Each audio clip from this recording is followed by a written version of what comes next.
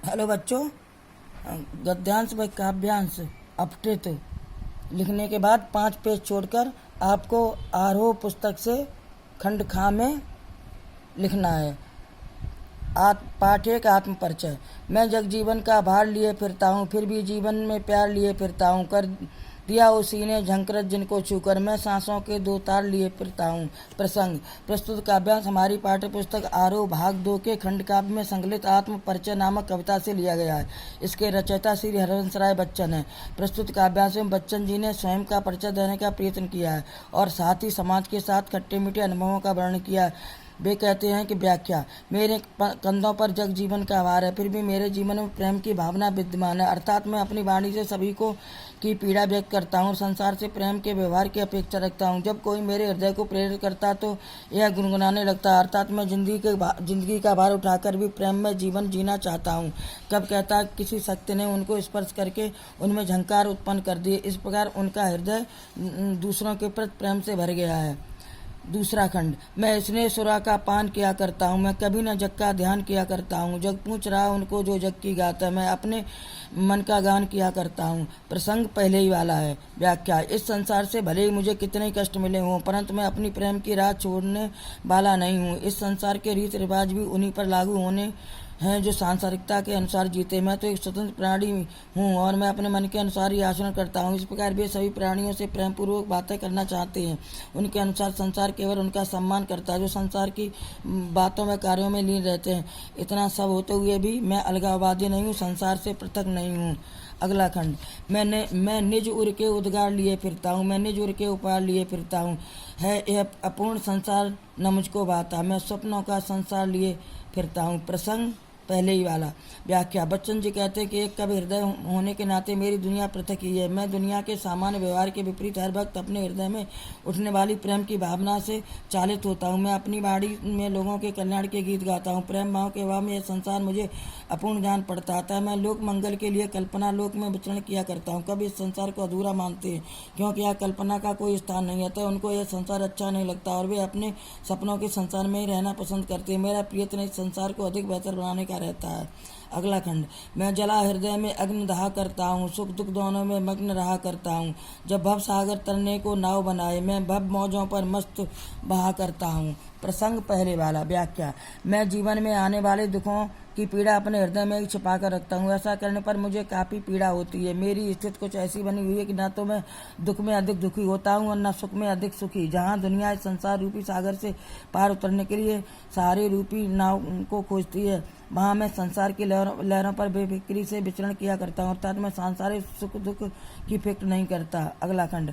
मैं यौवन का उन्माद लिए फिरता हूँ, उन्मादों में अपसाद लिए फिरता हूँ जो मुझको बाहर हंसा रुलाती भीतर। मैं हाय किसी के याद लिए फिरता हूँ। प्रसंग पूर्ववत। व्याख्या। कब कहते हैं कि यद्यप उसके जीवन में व्यवस्था की खुशी उपस्थित है, यह यौवन के नशे में चूर है, तथाप उसके यौवन में विषाद भी विद्यमान है। यह विषाद उस प्रिय की याद के कारण रहता है, फिर भी मैं अपने होठों पर मधुर मुस्कान बनाए रखता हूँ।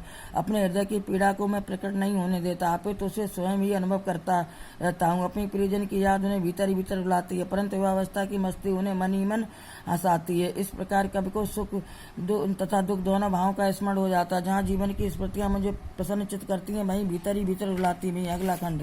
कर यत्न मिटे सब सत्य किसी ने जाना, नादान वही है हाय जहाँ पर दाना। फिर मूड न क्या जग जो इस पर भी सीखे, मैं सीख रहा हूँ सीखा ज्ञान बुलाना। प्रसंग पूर्ववत। व्याख्या। कब कहते हैं कि जीवन के मर्म को समझने के लिए सभी ने भरसक प्रयास किए, परंतु कोई भी उसके सत्य को न समझ पाए। इस दुनिया में नादान और दानव प्रवृत्ति के लोग एक साथ देखे जा सकते हैं। दुनिया सभी को अभेद आश्रय देती है। जो लोग इतने पर भी संसार का मर्म नहीं समझते वे मूर्ख हैं। हमें जगत के इस व्यवहार से सीख लेनी चाहिए। कब कहते हैं मैं भी तो आज तक सीख ही रहा हूँ और जीवन के रहस्य को जानने का प्रयत्न कर रहा हूँ। अगला खंड। मैं और जग और कहाँ का नाता, मैं बना बना कितने जग रोज मिटाता। जग जिस पृथ्वी पर जोड़ा करता वैभव, मैं प्रतिपक्ष से उस पृथ्वी को ठुकराता। प्रसंग पूर्ववत। व्याख्या।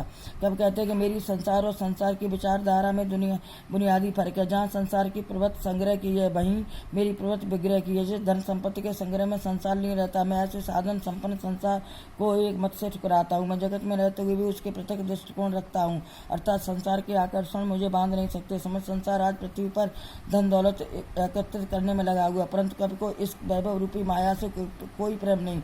मेरे हृदय में उठने वाले भाव ही मेरी सच्ची संपत्ति हैं। अगला खंड। मैं निज रोदन में राग लिए फिरता हूँ, शीतल बाड़ी में आग लिए फिरता हूँ, हो जिस पर भूपों के प्रसाद निछावर, मैं वह खंडर का भाग लिए फिरता हूँ। प्रसंग पूर्वक व्याख्या।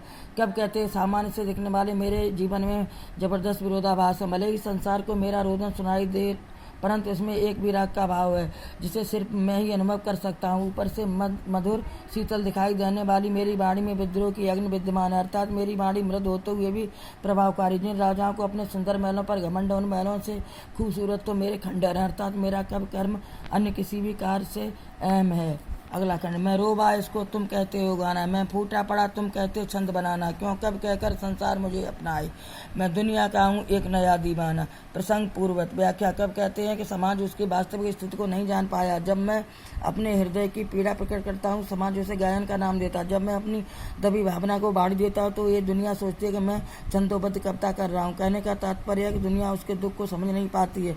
कब चाहता है कि ये संसार उसे अपने दीवाने के रूप में स्वीकार करे, न कि कब के रूप में, अर्थात चाहे संसार के साथ मेरे संबंध कैसे भी, पर मेरे मन में उसके प्रति प्रेम भाव है। अगला खंड। मैं दीवानों का बेस लिए फिरता हूँ, मैं मादकता निःशेष लिए फिरता हूँ, जिसको सुनकर जग झुके झुके लहराए, मैं मस्ती का संदेश लिए फिरता हूँ। प्रसंग पूर्वक व्याख्या। कब कहते कि चाहे दुनिया मुझे सामान्य जन ही समझे, परंतु मैं इस दुनिया का सच्चा प्रेम हूँ। मेरे आत्मसात करें, सभी मेरी तरह संसार के प्रति मधुर संबंध रखें। ऐसा करने पर ही जीवन का सच्चा सुख मिलना मुमकिन है और दुनिया के लोग सुखमय जीवन जी सकते हैं। शब्दार्थ झंकार युक्त ध्वनित स्नेह सुरा प्रेम रूपी मदरा और हृदय उद्गार विचार बहाता अच्छा लगना, भव सागर दुखों का संसार रूपी समुद्र मौजों लहरें, अवसाद विषाद दुख के कारण पैदा हुई उदासी, मूड मूर्ख दाना दानव वैभव धन संबंधी ठुकराना छोड़ देना, भूपों राजाओं प्रासाद महल छंद बनाना, कविता रचना पद्य फूटा पड़ा अव्यक्त करना, निःशेष जिसमें कुछ बाकी ना हो। बच्चों अगला पाठ कल पढ़ाएंगे।